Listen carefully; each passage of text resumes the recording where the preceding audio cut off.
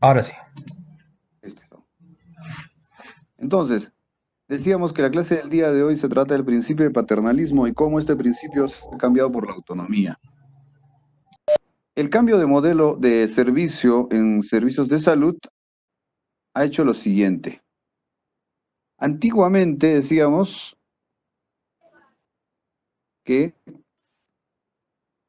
era un sistema vertical paternalista, rígido y colonizante. Eso era antiguamente. Actualmente, entonces, es un sistema más bien horizontal, ¿cierto? Con calidez, con calidad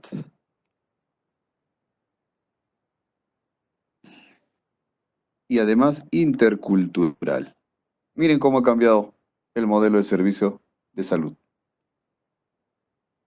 Ya yo explicaba que antiguamente era vertical porque el médico era el que decía qué es lo que usted iba a tener, usted no podía tener otra opinión.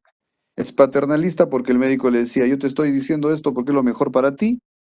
Era rígida porque no aceptaba otras opiniones y no aceptaba otros puntos de vista, ni se aceptaba la segunda opinión. Y colonizante porque el médico se creía el que tenía la última palabra y, por último, así se debe hacer y tu medicina tradicional y tus cosas y tus creencias acá no cuentan. Eso ha cambiado y actualmente el modelo es más horizontal. Entonces es, el profesional de salud es una persona que tiene que convencer al paciente de qué es lo mejor para su atención. Ya no es paternalista, que yo sé lo que a ti te conviene y tú vas a hacer lo que yo te digo, ¿no? Más bien es con calidez, es invocando al paciente a que lleve el tratamiento. Antes era rígida, ahora más bien se basa en estándares de calidad. Antes era colonizante, ahora más bien es intercultural. De tal manera que se acepta inclusive las creencias de los pacientes y se trata de trabajar con ellas. No se trata de colonizarlo al paciente y decirle, no, tu forma de pensar, tu forma de ser no sirve y acá lo que sirve es lo que a mí me han enseñado. No, pues más bien tiene que tener un enfoque intercultural. Y este enfoque actual es el que está propiciando nuestro Ministerio de Salud, ¿no? Que tenga que ser una atención que sea inclusiva, que sea con calidez, con calidad, que sea intercultural. Entonces, hasta hace pocos años la relación con el paciente había sido siempre con el modelo paternalista. Y este modelo generaba ciertas obligaciones y expectativas en ambas partes. El médico estaba obligado a cumplir un conjunto de deberes que la profesión le dice y esperaba que se reconociera su autoridad científica y moral en la toma de decisiones, ¿no? Entonces, este modelo, vamos a ver acá que el modelo paternalista antiguo, ¿cierto? Le daba obligaciones al médico tratante, ¿sí? Pero también este tratante esperaba, esperaba reconocimiento, vamos a decir, de carácter científico, a su autoridad científica,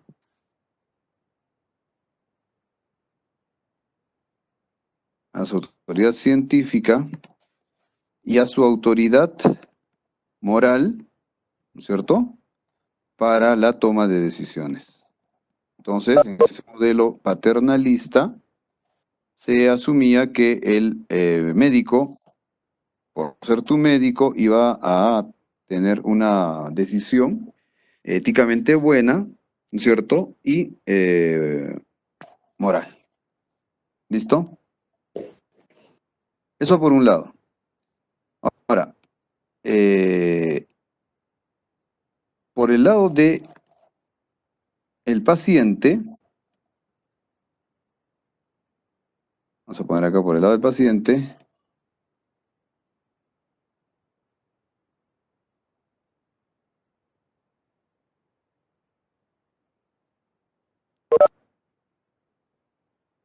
del paciente, ¿qué es lo que tenían las obligaciones del paciente? Estaba obligado a obedecer, ¿qué más? A confiar en su médico, ¿cierto? Estaba obligado a obedecer, a confiar y además a expresar su gratitud. Listo, en ese modelo, el paciente, ¿cierto? Vamos a poner así, del tratante, ¿no? Y las obligaciones del paciente. Entonces el paciente estaba obligado a obedecer, a confiar y expresar su gratitud. De tal manera que se esperaba que el médico, ¿no es cierto?, en base a su juramento hipocrático, vamos a ver, esperaba que en base a su juramento hipocrático le iba a dar pues las mejores soluciones habidas, ¿no? No le iba a engañar, ¿no? No le iba a dar tratamientos que no servían, le iba a cobrar lo justo, ¿no es cierto? Entonces esperaba que el médico,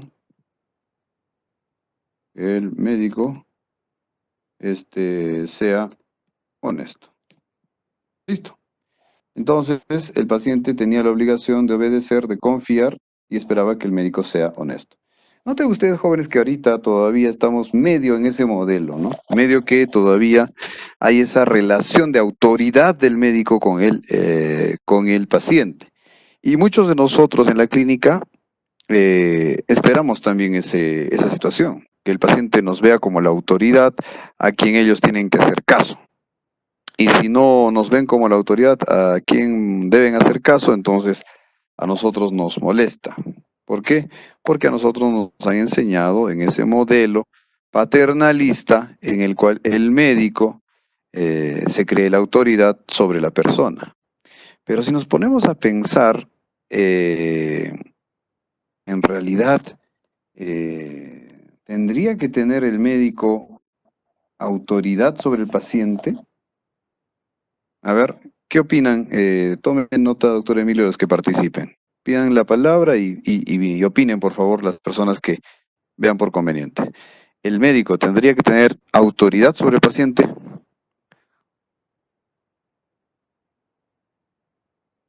Doctor, buenas noches. Buenas noches. Díganos su ¿Puedo dar opinión. mi punto de vista? Claro. Yo creo que quizás por el conocimiento que puede tener una persona en una cierta especialidad, siempre genera respeto, ¿no?, a esa persona. Y por eso creo que un paciente, más que autoridad, es respeto que tiene a la persona que tiene el conocimiento. Bien, interesante punto de vista. Doctor Emilio, Doctor, buenas noches. buenas noches. Sí, doctora. Yo también creo ¿Sí que le ha anotado la participación al señor? Sí, sí, sí. Ya, listo. Señorita, adelante. buenas noches, doctor. Yo creo que también el médico puede tener autoridad sobre el paciente cuando el paciente está en riesgo su vida, ¿no? Y no hay un familiar que está cerca, porque cuando los médicos están tratando a los pacientes tienen que tener una autorización del familiar, pero cuando no hay un familiar cerca, yo creo que debe de atenderlo así con la autoridad que él tiene, porque quiere salvar su vida. Ah, buen punto, buen punto, buen punto. Entonces, ese modelo paternalista, podría funcionar, según la opinión de la señorita, en el momento que el paciente no tiene autonomía para tomar Claro. decisiones por sí mismo. Buen punto, interesante punto de vista. Muy bien. ¿Alguien más, por favor? Se me ha caído por allá. ¿Nadie más? Bien, continuamos entonces. Francesca era usted, ¿no? Sí, doctor. Listo, muchas gracias, Francesca, buena intervención. Entonces, noten ustedes que este modelo paternalista se caracterizaba por otras cosas, como por ejemplo, este modelo desechaba las opiniones de los pacientes. Es más, ni siquiera se le pedía su opinión. Por otro lado, también desechaba las preferencias de los pacientes. ¿No les ha pasado a ustedes que van a hacerse tratar de una bronquitis o de una faringitis y el médico dice, bueno, penicilina de 1.000.000? Ya con eso resolvemos, unas 3 inyecciones y está resuelto el tema. Y usted, no, doctor, yo prefiero que no me punce. Entonces, en el modelo paternalista, no se tomaba en cuenta lo que el paciente prefería. Bien, ahora, en el modelo paternalista tampoco se toma en cuenta la opinión del paciente. ¿Por qué? Porque se cree pues, que la opinión del paciente solo podría provenir de la ignorancia del paciente. ¿No es cierto? Entonces, las opiniones de los pacientes, ¿no?, se desechaban. ¿Por qué? Porque provenían de su ignorancia. ¿Bien? ¿Y por qué se desechaba las preferencias de los pacientes? Obviamente, pues, porque el paciente tenía que guardar, vamos a decir, obediencia, ¿cierto? Entonces, la obediencia a su tratante hacía que no se tomen en cuenta sus preferencias. Ahora, ya en el siglo XX, estamos hablando, ¿no es cierto?, en 1900, esto comienza a cambiar. Este modelo paternalista comienza a transformarse, ¿no es cierto? Y empieza a aparecer el concepto,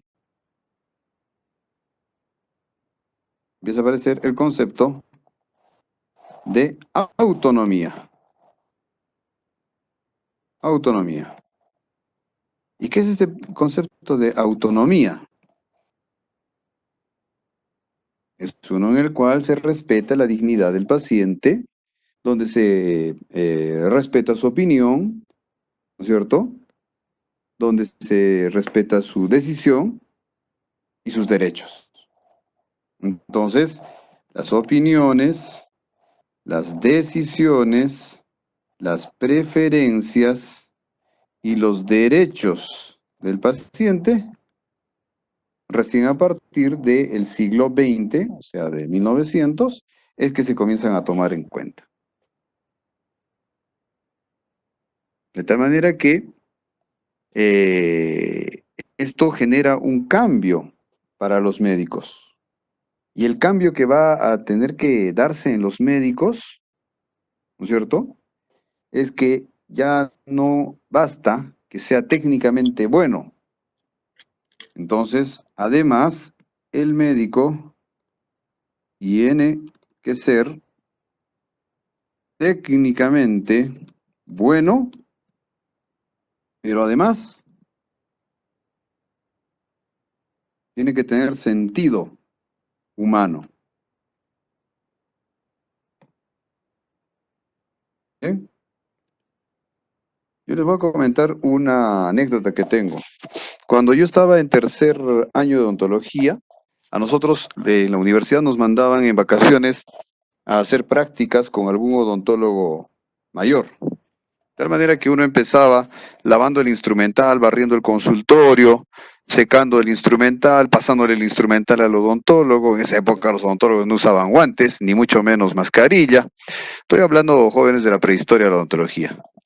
Entonces, cuando yo era estudiante de segundo o tercer año, pasando de segundo a tercer año, me fui a unas prácticas en una ciudad,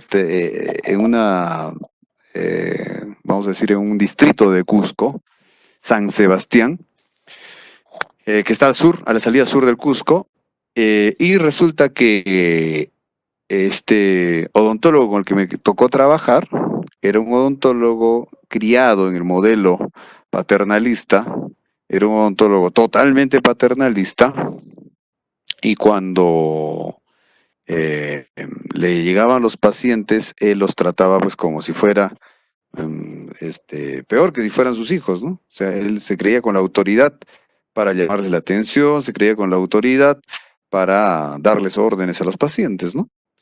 Y me acuerdo que este doctor estaba con la consulta llena, con la sala de espera llena, él trabajaba en el Ministerio de Salud, y estando con la consulta llena, con la sala de espera llena, había un niñito que tenía mucho miedo, que estaba bajo la situación de la ansiedad dental que conocemos ahora. Y este odontólogo no tuvo mejor idea que propinarle un lapo al niño, porque el niño estaba que sollozaba, ¿no? Que no quiero, no, que no sé qué, no, que esto y que lo otro. Y entonces, no tengo tiempo, le tiró un lapo, ¡pah! Y cuando el niño abrió la boca para llorar, para gritar por el lapo que le había dado el odontólogo, con gran destreza mete el forceps, agarra el diente y lo saca. ¡Pah! Listo. No terminó de gritar el niño y ya le metió un algodón en la boca. Muerda, vaya, listo. Yo vi esa situación y bueno, en ese momento me pareció anecdótica y hasta graciosa, ¿no? Ahora, después de mucho tiempo, veo que eso es una salvajada. Y trato de entender a esta persona por qué lo hizo. Porque él había sido criado en un modelo y había estudiado la odontología en un modelo paternalista. La estructura moral de esta persona decía, este niño no sabe lo que necesita. Este niño no puede dar su opinión y no puede decirme sus preferencias. Porque lo que él no sabe, ¿no es cierto? Lo que él no sabe es que tiene que salir esa muela a como de lugar, porque está infectando y está en riesgo su vida. De tal manera que yo voy a actuar de manera paternalista y le voy a sacar la muela, cueste lo que cueste. Entonces, si ustedes se ponen a pensar desde la estructura moral de esta persona, él está haciendo lo correcto. ¿No es cierto? Ahora pregunto yo, para intervención de los estudiantes. Vamos a dar la palabra a dos estudiantes más. ¿Qué cree usted que sintió el niño? Adelante, ¿quién quiere dar su opinión? Doctor, yo voy a dar mi opinión. Adelante, Jacqueline. Yo creo que el niño ni siquiera lo ha sentido, es decir, ha sido tanto el impacto de la impresión que ni siquiera ha tenido la oportunidad de reaccionar. Entonces, esa situación ha hecho que el doctor aproveche esa situación para poder extraerle el diente al niño. Entonces, pero ¿qué pasa con ahora en la actualidad? Los niños de ahora como que despertaran más rápido, tienen la habilidad inclusive de manejar ahora a los docentes, a los padres. ¿Por qué? Porque la educación ya no es como antes, vertical, ahora la educación es horizontal. Entonces los Correcto. tiempos han cambiado definitivamente. Gracias. Ok. Pero usted me dice que el niño ni siquiera se ha dado cuenta, ni siquiera se ha percatado de lo que ha sucedido. Eso es lo que dice Jacqueline, ¿verdad? Sí, me parece que ha sido rápido. Ya, ok, claro, claro. O sea, una cosa tan abrupta, tan rápida que el niño ni cuenta se ha dado de lo que ha pasado. Bien, ¿puede ser? ¿Otra opinión, por favor? Yo, Doctor, buenas en noches. mi opinión, Doctor, doctor, yo podría decir que el niño se ha concentrado más en el dolor que le ha provocado el lapo que el doctor le ha realizado antes que la intervención que le hizo después. Ya. Entonces, para Tracy, el niño se ha concentrado más en el dolor y este acto que ha cometido una persona que no es su familiar, me dice que no le ha dado ninguna otra interpretación más que simplemente dolor. Sí, ¿Estoy en pero lo correcto, Tracy? doctor, quisiera contar sobre el tema, doctor. A ver, diga, Bat.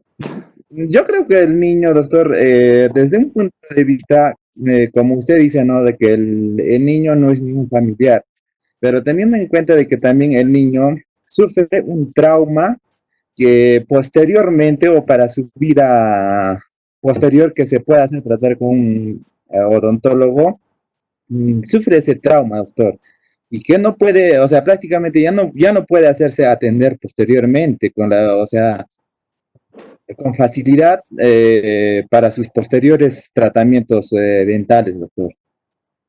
¿Ya? Entonces, Abad dice que este niño ha sufrido un trauma porque ha visto que una persona que es más grande que él, ¿no es cierto?, le ha propinado un golpe y este niño no se podía defender. Que probablemente si fuera otro niño de su misma edad, es muy probable que el niño haya podido reaccionar y le devolvía el golpe, ¿no es cierto? ¿Sí? De tal manera que si te está golpeando a alguien que es mucho más grande que tú, el niño lo puede percibir como un abuso, ¿cierto? Eso es lo que dice Abad. Algo así, doctor, pero posteriormente también el niño sufre un trauma, doctor, porque normalmente los niños, la primera atención, doctor, lo toman con más amabilidad.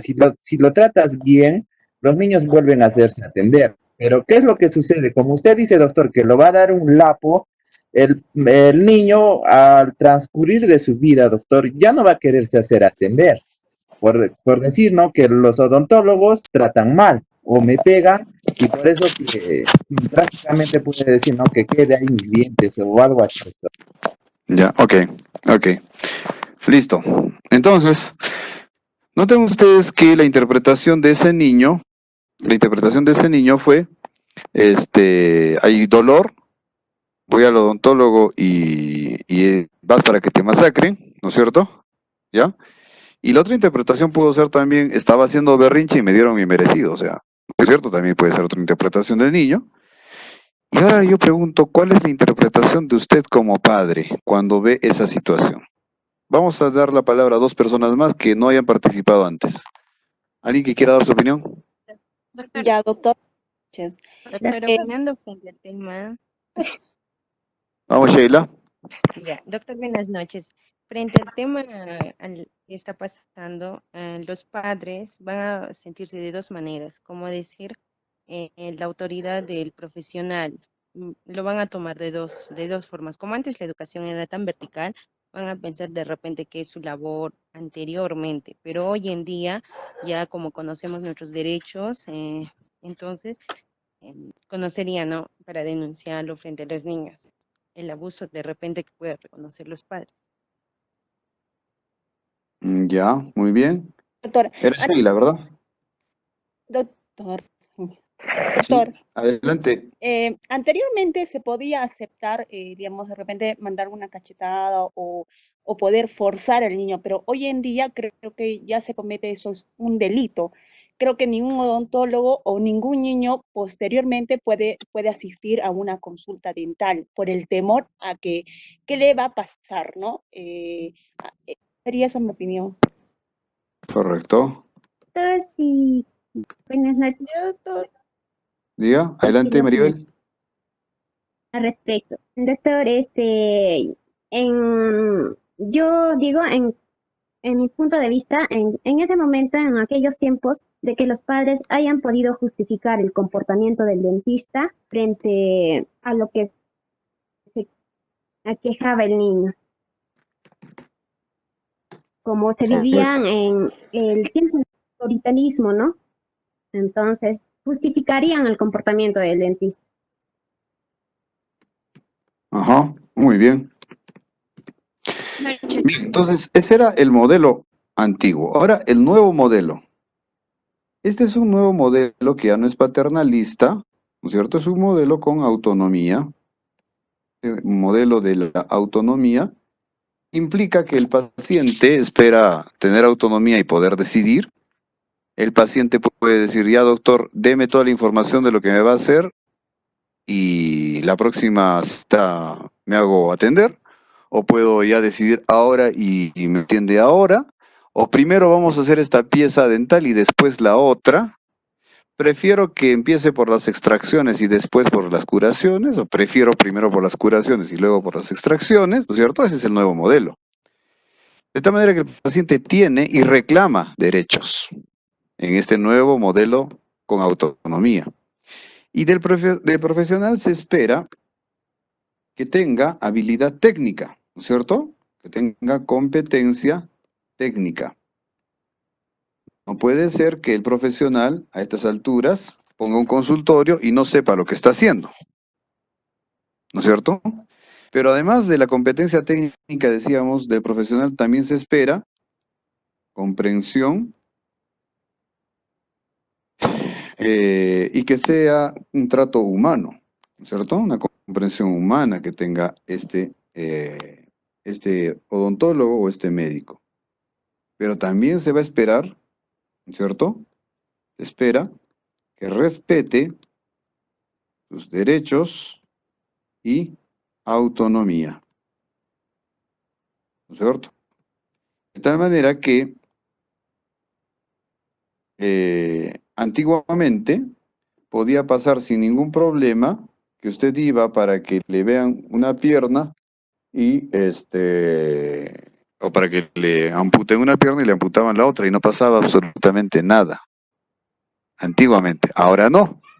Ahora como el modelo ha cambiado y ya no hay esta jerarquía paternalista, ¿no es cierto? Entonces, ahora usted puede denunciar a ese profesional que le ha hecho un daño, un perjuicio,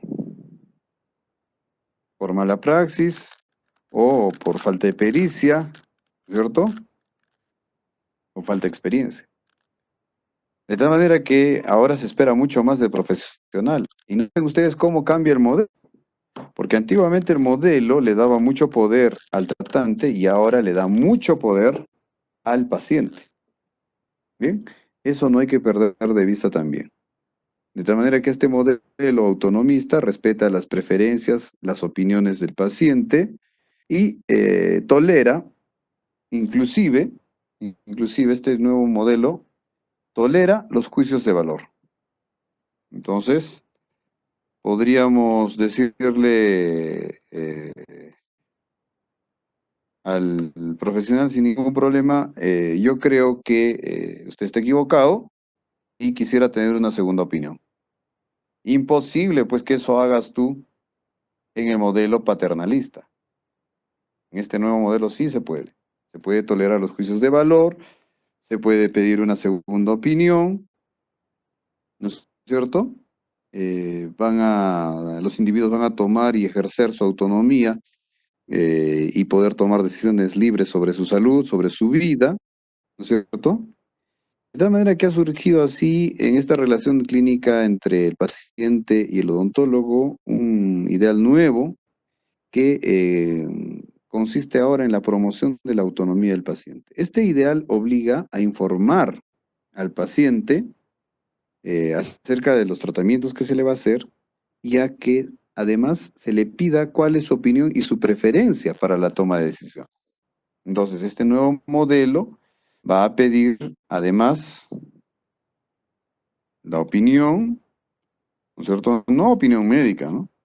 Sino sobre la preferencia del paciente. Por eso que usted cuando le presenta al paciente qué es lo que le va a hacer, usted le dice, ¿sabe qué? Yo le podría poner una prótesis fija tallando su diente premolar y su segundo molar y en base a eso ponemos un puente y este puente le va a durar tantos años, va a generar un poquito de mal olor, pero si usted se higieniza bien no pasa nada, etcétera, etcétera. Y la otra opción es que pongamos un implante. El implante es un tornillo que se pone en el hueso. Este tornillo que se pone en el hueso va a tener que pasar unos, no sé, pues 2, 3 meses de cicatrización y después recién va a poder tener usted su muela, pero no tocamos a los dientes vecinos. Si se pierde este tornillo, se pierde el solito y no afecta a los dientes de los costados. Listo. Decida usted qué es lo que quiere que le haga. ¿Le pongo el implante o le pongo la prótesis fija? Y hay una tercera opción. Le puedo poner yo una prótesis de cromo cobalto, que es una prótesis removible para esa piecita, pero con una estructura grande que abarque casi toda la boca y el costo es de este es tanto, de este tanto y de este tanto. Entonces, se le presenta todo eso al paciente y se le dice, ¿qué es lo que desea usted? Ese es nuestro nuevo modelo de autonomía, donde se le presenta al paciente las opciones que hay y el paciente toma la decisión. Este nuevo modelo de autonomía nos ha invadido y estamos en ese paradigma actual.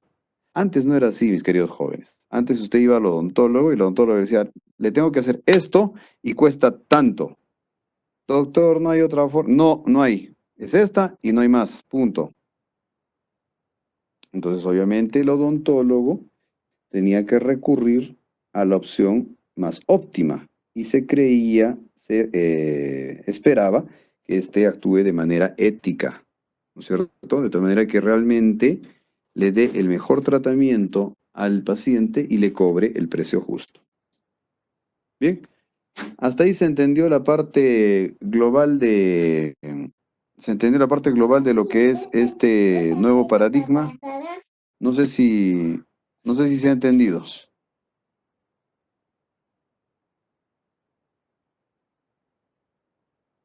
Doctor, una consulta. Diga. Es un poco ya fuera del tema. Doctor, ¿qué hacemos o cómo debemos actuar cuando, bueno, esto pasa en clínica, cuando un paciente ya mayor no te hace caso en cuanto a los tratamientos? Por ejemplo, una periodontitis crónica localizada, ya digamos. Tú le tratas bien, haces el raspado, le medicas bien, pero el paciente en su casa no colabora. Y va a seguir haciendo así y a las finales no se llega a nada. Aparte que te da cólera, ¿cómo debemos actuar ante eso? Bien, interesante pregunta. Lo primero que tengo que decirle es que usted está tratando con una persona que tiene una historia. Y la historia que tiene esta persona es que desde niño no le ha prestado atención a su salud bucal. De tal manera que no sea una prioridad en su vida, y mucho menos va a ser ahora, que ya tiene esa estructura mental, ¿no es cierto? Esta persona. Entonces, ahí los investigadores han encontrado una manera de poder hacer una valoración de la forma como se le cambia los hábitos a los pacientes. Y hasta donde yo tengo entendido, la única forma de que un paciente cambie su actitud o cambie su hábito es haciendo un equilibrio entre lo que gana con lo que pierde. Me explico. Yo voy a lavarme los dientes, ¿qué cosa gano? Y si no me lavo los dientes, ¿qué cosa pierdo? Entonces tú le explicas que la placa, que el sarro, que esto y que el otro. Ya, pues, pero a final de cuentas para el paciente, lavarse los dientes implica perder tiempo, implica dejar de ver sus noticias o dejar de ver su novela, ¿no es cierto? Entonces hay que buscar la manera de ver cómo esto de la salud bucal es importante para esta persona y poder concientizarle a esta persona para que pueda cambiar el hábito. Entonces, probablemente lo que habría que mostrarle al paciente es cómo o que recuerde, ¿no? Cómo se mastica, cómo se come con la dentadura completa y cómo se come cuando ya estás con 2, 3, 4 dientes. De tal manera que tal vez incentivándole por ese lado es que el paciente pueda decir, pucha, sí tengo que cuidar el último dientecito que tengo, ¿no es cierto? Y hay personas que definitivamente pues son intratables. Hay gente que es intratable y que ya no puedes hacer nada al respecto, o sea, no le vas a poder cambiar los hábitos por más que tú quieras. Pacientes que digamos ya no se les puede tratar, yo los debo dejar ya ahí nomás. Sí, pues hay pacientes que no le vas a poder cambiar el hábito jamás. Hay que hacer todos los medios posibles, hay que buscar algún tipo de modelo de intervención para cambio de hábito, pero hay gente con la que no se puede. Dime, por ejemplo, ¿qué hacemos con la gente de nuestro país que están en plena cuarentena, están en pleno confinamiento? Se les dice que no salgan de su casa y salen a comprar cerveza. ¿Qué podemos hacer con esa gente? Es que, doctor, hay muchos factores. Hay personas, por ejemplo, vemos eso en Lima, que trabaja, entonces yo creo que ahora en provincia, ya creo que acá más un desorden, una obediencia.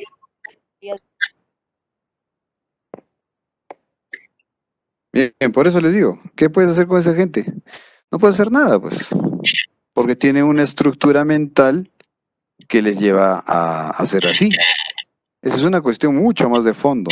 Esa no es una cuestión que podamos cambiar, ¿no? Diciéndoles, ya, nadie sale de su casa. Ya está, entonces ya esta gente entendió que no tiene que salir. No, no es así, pues. La gente tiene una estructura mental, ¿no es cierto?, que no le permite entender la necesidad de cuidarnos como comunidad para no contagiarnos y no llegar a situaciones graves. Yo justo veía en las redes sociales como una señora lloraba pidiendo que por favor le den oxígeno para su madre que se muere. Y han sacado a la misma señora en una foto que estaba en una pollada días atrás sin mascarilla. Por un lado, no cumples las normas, ¿no es cierto? Por un lado, no te importa la comunidad, no te importa colaborar con el otro, y el momento en que caes en desgracia por la exposición a la que tú te pusiste, ahí lloras pidiendo ayuda del gobierno, del Estado y de toda la gente que por favor te ayude. Entonces, ¿qué hacemos con esa gente? ¿Qué podemos hacer con esa gente? No podemos hacer nada, o sea, ¿no? Tiene que haber algún tipo de concientización de esa gente, algún modelo para que cambien sus hábitos, pues, y tengan hábitos más saludables. Lamentablemente, Sudamérica es una parte del continente que ha desarrollado tardíamente la prevención y la promoción. En Europa, desde la época de los griegos, se tenía una diosa que se llamaba Higia. Higia, y de ahí viene la higiene, era la diosa de los buenos hábitos para no enfermarte. Nosotros no teníamos ningún dios aquí que sea el dios de la promoción de la salud o de la prevención. Entonces noten ustedes que estos griegos, 500 años antes de Cristo, ya tenían algunas conductas que prohibían y algunas conductas que eran favorables. No sé si ustedes han leído el artículo que yo escribí sobre la salud pública en tiempos de la Biblia. Tiempos de la Biblia, 500 años antes de Cristo, 600 años antes de Cristo. Ya se dieron cuenta que habían algunas actitudes que generaban mayor enfermedad. De tal manera que eran prohibidas en ese entonces. ¿No es cierto? Entonces eso le falta a nuestro país, nos falta desarrollar todavía eso, nos falta desarrollarnos como cultura, como país, como sociedad. Y ustedes jóvenes son los llamados a concientizar a la gente, a educar a la gente. Ustedes son privilegiados, tienen el privilegio de estar estudiando la universidad. Hay gente que no tiene ese privilegio, hay gente que directamente de la escuela, si es que terminó la escuela, salió a trabajar y está trabajando hasta el día de hoy y se va a morir trabajando. En cambio, ustedes están en un peldaño más, en un escalón más del desarrollo intelectual. De tal manera que ustedes tienen la obligación moral de educar a esas personas. ¿No es cierto? Claro que a veces da ganas de agarrarlos a palos, ¿no? Que ese es el modelo paternalista. En cambio, nuestro modelo actual de autonomía, nosotros tenemos que preguntarle a la persona, oye, ¿quieres vivir o quieres morir? Si quieres vivir, no te expongas en la calle. Si quieres morir, entonces sal y no uses tapabocas. ¿Se da cuenta? Entonces, en este nuevo modelo de autonomía, es pues para países que ya han pasado eventos catastróficos como varias pandemias, ¿no? Y estos ya se han dado cuenta que cuando como grupo no nos cuidamos, como tribu no nos cuidamos, como manada no nos cuidamos, nos vamos al diablo. Entonces, recién ahora los peruanos, los sudamericanos se están dando cuenta que cuando no te cuidas como sociedad, como grupo, si no cuidas a tu vecino, si no cuidas a tu familia, no cuidas a tus viejitos, no cuidas a tus abuelitos, te vas al diablo, pues. ¿no es cierto? Entonces esa conciencia social colectiva recién en el Perú se está creando. Nosotros estamos o deberíamos estar todavía en el modelo paternalista, esa es la verdad. Porque hay gente que todavía no entiende los hábitos saludables. Este cambio de modelo para nosotros es como que muy avanzado. ¿Por qué? Porque como sociedad todavía no hemos madurado. Había un escritor peruano, Luis Alberto Sánchez, que decía, el Perú es una república adolescente. Y tiene razón, porque a pesar de que nosotros tenemos como cultura miles de años, como sociedad organizada, libre, democrática, independiente, tenemos muy pocos años, ni 200. ¿Se dan cuenta? Entonces, ese es un tema que es muy, muy, muy difícil de cambiar, pero estamos en ese camino, ¿no? Y tenemos la misión de cambiar y tener una mejor sociedad. Lamentablemente, hay mucha gente que solo aprende con las desgracias, ¿no? Entonces, esta gente que se está exponiendo, se va a enfermar o se le va a enfermar a alguien de la familia, pues entonces tiene que aprender con la desgracia, ¿no? Y lo triste es que a veces los que nos cuidamos y los que no nos exponemos somos contagiados por gente inconsciente. Y podemos también enfermarnos por la culpa de gente inconsciente. De ahí la importancia, mis queridos jóvenes, de que en esta cuarentena tratemos de cuidar al prójimo, tratemos de cuidar al compañero, tratemos de cuidar a la pareja, tratemos de cuidar al amigo, tratemos de cuidar al vecino. Porque si el vecino se enferma es foco de infección para que te enfermes tú. Por eso que nos importa cuidar al vecino, por eso que nos importa cuidar a la gente que está alrededor de nosotros. ¿No es cierto? Bien.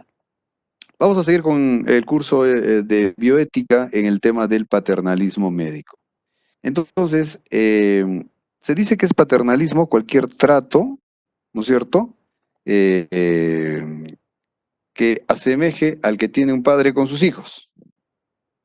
Entonces, hablamos de paternalismo en la medicina cuando el trato es similar al de un padre con sus hijos. Entonces, ese es un trato paternalista. De tal manera que cuando ustedes escuchan que hay gente que le pide al Estado que le solucione su problema, le pido ayuda al gobierno, le pido ayuda al presidente. Está pidiendo un trato paternalista. Le está pidiendo a papá, por favor, ayúdame. ¿Se dan cuenta? De tal manera que este paternalismo supone que se puede ayudar a alguien, ¿cierto? Ahí le pongo, pero desde una situación o de un estatus, si quieren, de privilegio. Yo te puedo ayudar en medida que tú me reconozcas que soy superior a ti. ¿No es cierto? Y este paternalismo, además, colateralmente, también supone que no admites otra opinión. Esas son las características de un trato paternalista. ¿Ya?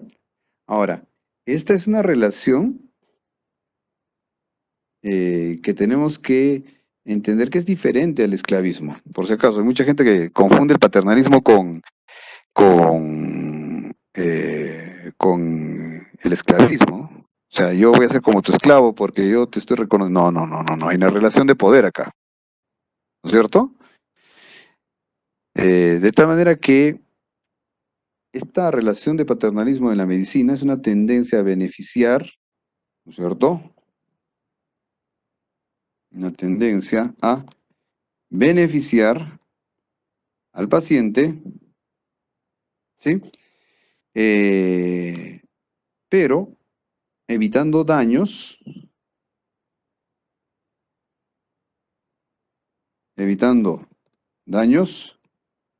desde la perspectiva del clínico.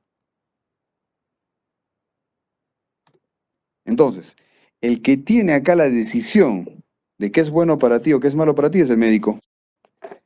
El que tiene acá la decisión, ¿no es cierto?, de que si te puede dar una medicación que te tiña los dientes, es el médico. Si al médico le parece que tener los dientes teñidos no es problema, entonces, desde su esquema moral, está haciendo bien. Si para el médico una cachetadita se te pasa en 5 minutos, está bien que te cachetee. Y desde el punto de vista del médico paternalista, está bien acosar a la paciente, te acosa.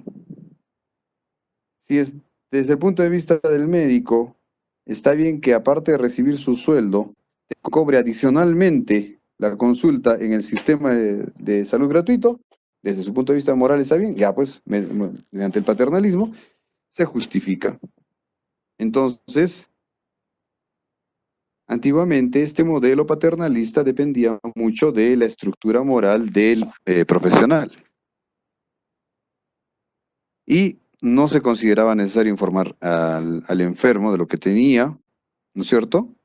Y no había por qué decirle al detalle todo lo que éste tiene, sino que simplemente se le daba la opción que el médico consideraba la mejor y punto. Bien. Entonces, en ese momento, los profesionales hicieron como un pacto no escrito, de que en ese modelo paternalista había que tener en cuenta siempre el acto de favorecer y no perjudicar. Tiempo después se convirtió en los principios principios bioéticos de la beneficencia y la no maleficencia. Entonces, noten ustedes que el sistema ético médico se inicia con el paternalismo. Y después ya viene el principio de la beneficencia y la no maleficencia. Y después ya aparece autonomía. Ese es el orden en el que aparecen los principios bioéticos. Bien. ¿Cómo se justificaba este paternalismo?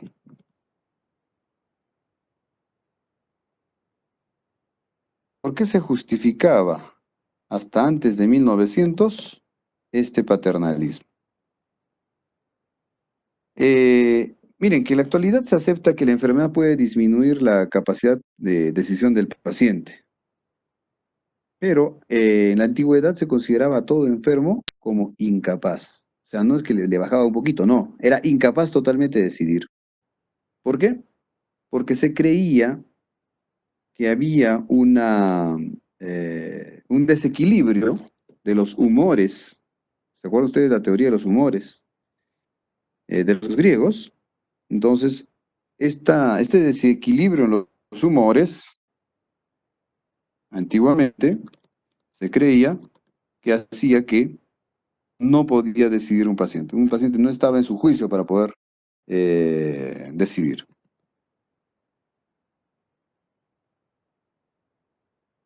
Por la alteración, ¿no es cierto? La alteración de la enfermedad. Listo. Entonces, se consideraba que el paciente era como un niño que buscaba ayuda. De tal manera que como era como un niño que buscaba ayuda, había que hacer las funciones de papá con el niño. Por lo tanto, el paciente podía hacer cualquier cosa para solucionar su dolor, y eso hacía que el paciente fuera imprudente tal vez. De tal manera que la mejor forma de resolver el problema de salud era que alguien más decida por ti, poner tu salud, tu vida en manos de otro. Entonces, esto se remonta a los griegos, ¿no? No sé si se acuerdan ustedes que había un griego que se llamaba Galeno, y este dio una frase célebre, ¿no? Decían, Galeno decía, el alma es esclava de los humores del cuerpo. A ver acá. Galeno, ¿qué decía? El alma es esclava de los humores del cuerpo. Mente sana, incorpore sano, ¿no es cierto? Mente sana, en cuerpo sano. ¿Qué quiere decir? Si el cuerpo no estaba sano, entonces tu mente tampoco iba a estar sana. Miren la trascendencia de esa frase, ¿eh? Que a nosotros nos suena bonito, ¿no? Mente sana, en cuerpo sano, está bien. Pero en realidad lo que te está diciendo acá es que si estás enfermo, tu mente también está alterada. Por lo tanto, tú no puedes tomar una decisión. De tal manera que en ese entonces los médicos actuaban un papel de sacerdote, además. Entonces el médico era como un sacerdote, por lo tanto, tenía autoridad moral para decidir por ti. De tal manera que un sacerdote era pues la encarnación viva, ¿no es cierto?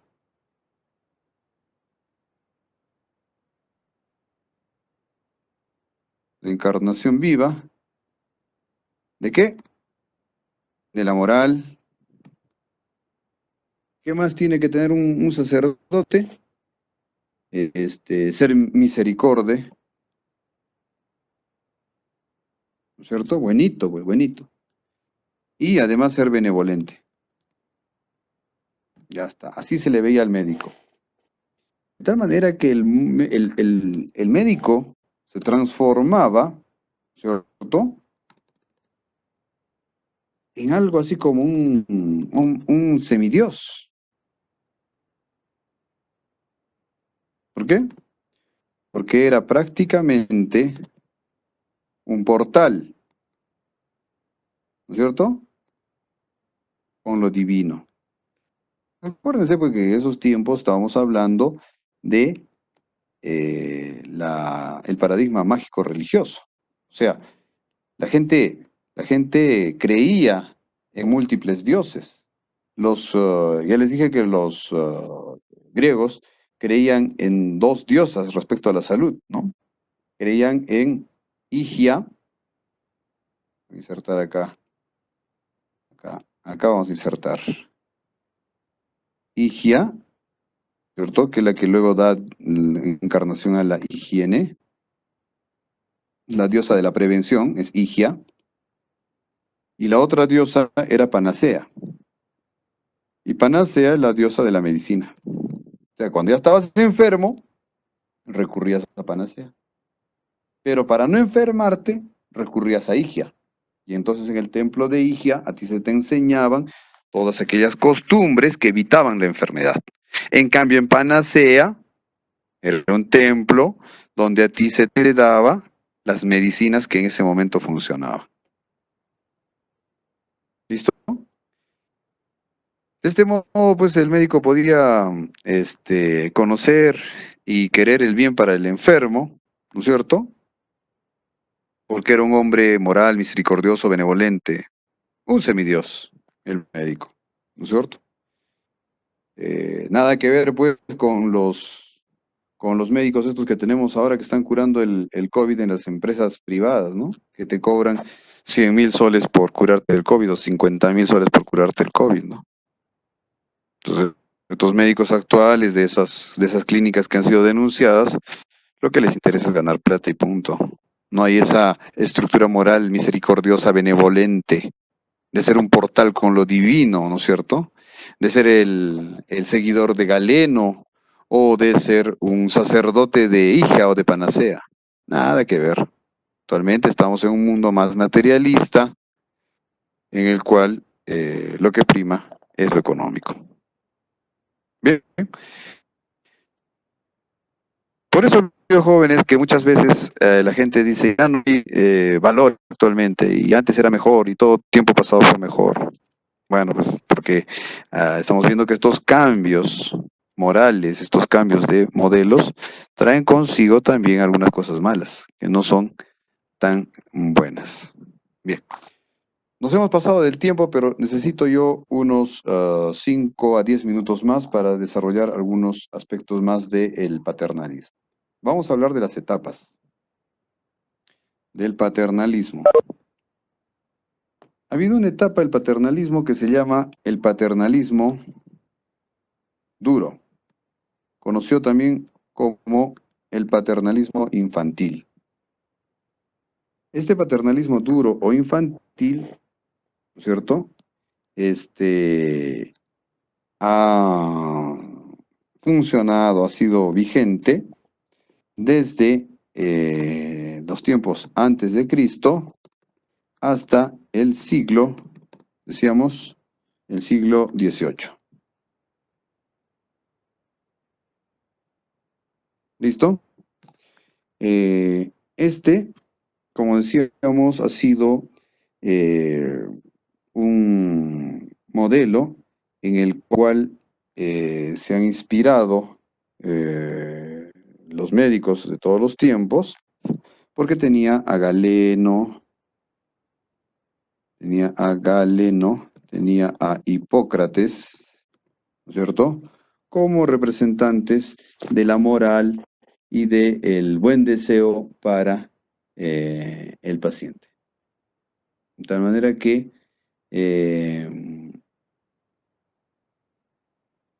esta lógica, vamos a decir, mágico-religiosa del paternalismo duro, se remonta a tiempos antes de Cristo, hasta el siglo XVIII. De ahí ha aparecido una etapa que se llama el paternalismo moderado. Diríamos como que juvenil. Ya está. Este paternalismo moderado empieza en el fines del siglo XVIII, ¿cierto? Desde fines del siglo X, XV, XVI, XVII, XVIII, y dura hasta 1965, fundamentalmente. ¿Ya? Y se va a inspirar en un modelo de la relación que hay entre los padres con sus hijos adolescentes. ¿Ya? ¿Qué quiere decir esto? Que se le informa al paciente cuando se trata de algo no grave y solo se le dejaba decidir en algunos casos, ¿no es cierto?, siempre que las decisiones no contrasten con la del médico. Entonces, acuérdense de esta etapa del paternalismo moderado, es como tratar con un adolescente, ¿no? Se informa solo lo que le conviene. ¿Listo? Y se le pide su opinión, opina cuando está de acuerdo. Entonces, cuando un adolescente no está de acuerdo, ¿para qué escucharle? ¿No es cierto?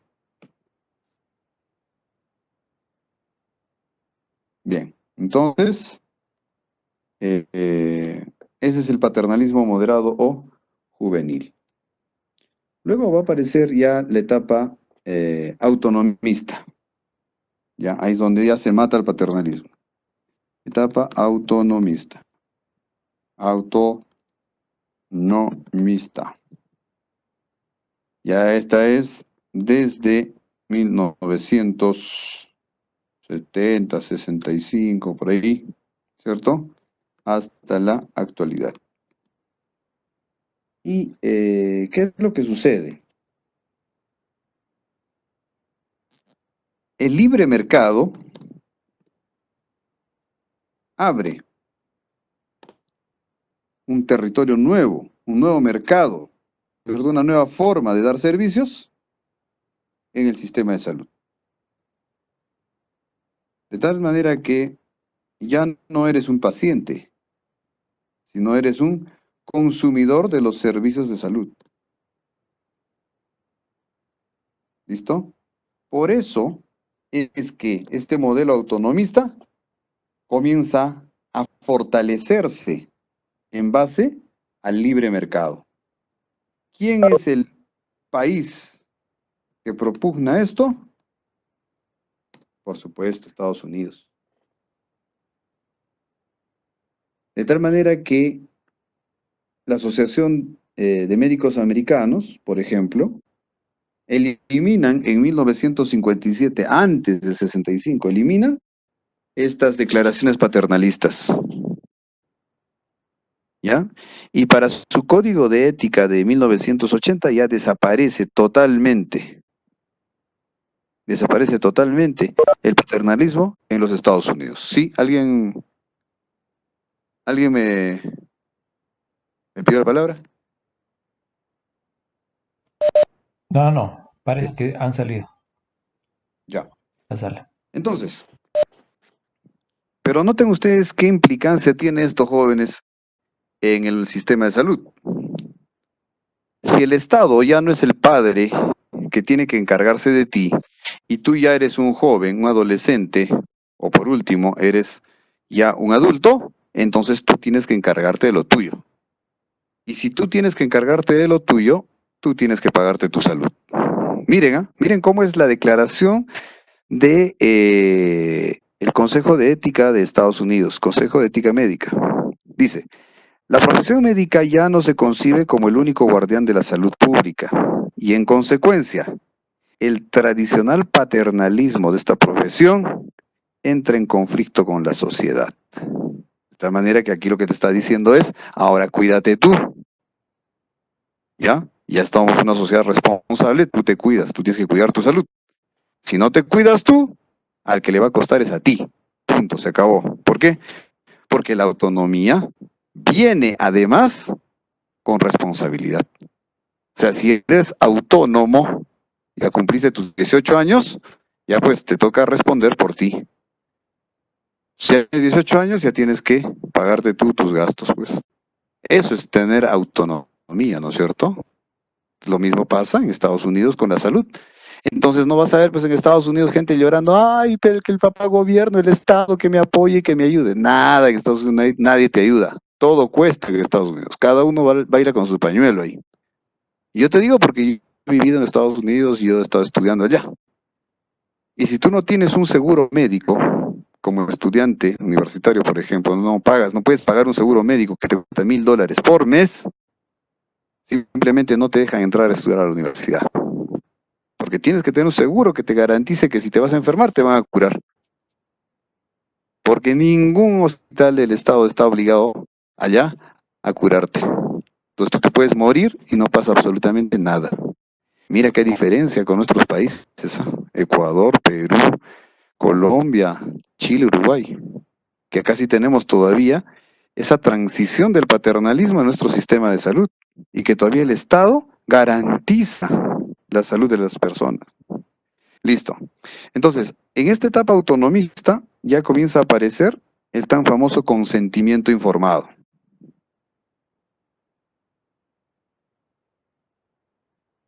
¿Y para qué aparece el consentimiento informado? Para respetar los derechos de los pacientes, nada que ver. Ese es el cuento. El consentimiento informado aparece por los problemas de demandas a los médicos. De tal manera que para protegerse de las demandas, ¿no es cierto?, es que se comienza a utilizar el consentimiento informado. De tal manera que este desarrollo, que parece desarrollo, no sé pues si es bueno o es malo. ¿Se dan cuenta? Entonces, noten ustedes que lo peor que nos está pasando a nosotros es que hemos estado viviendo estas etapas sin tener opinión. O sea, hemos visto cómo han sucedido las cosas. Ah, bueno, los gringos cambian, cambiemos nosotros. Los europeos cambian, cambiemos nosotros. Consentimiento informado, consentimiento informado. Derechos del paciente, pongámosle derechos del paciente. ¿Se dan cuenta? Entonces, ¿qué es? Nuestro sistema de salud es una copia de otro sistema de salud, pero sin haber hecho la copia completa. Entonces, cuando nuestro sistema de salud se vuelva más autonomista cada vez, entonces la salud tiene que privatizarse, como sucede en Estados Unidos. De tal manera que ese es un riesgo realmente. ¿Por qué? porque gracias a Dios este estado paternalista que tenemos tiene un sistema, por ejemplo, para la curación de enfermedades catastróficas como es el cáncer. Si nosotros no tuviéramos el Instituto Nacional de Neoplásicas, muchas personas no podrían pagar su tratamiento de cáncer y se morirían. En Estados Unidos pasa eso. Bien, yo les voy a recomendar acá, no es tarea, pero les voy a recomendar, para que vean esto que estamos hablando, que vean el documental. Doctor Emilio, no sé si les podemos pasar luego por el WhatsApp. Claro, El claro. link. El documental del cineasta Michael Moore, que se llama Psycho. Quiero que vean este documental, por favor. Ahí se van a dar cuenta cómo es el sistema de salud totalmente autonomista de un país ultracapitalista. Ahí se van a dar cuenta cómo es el negocio de los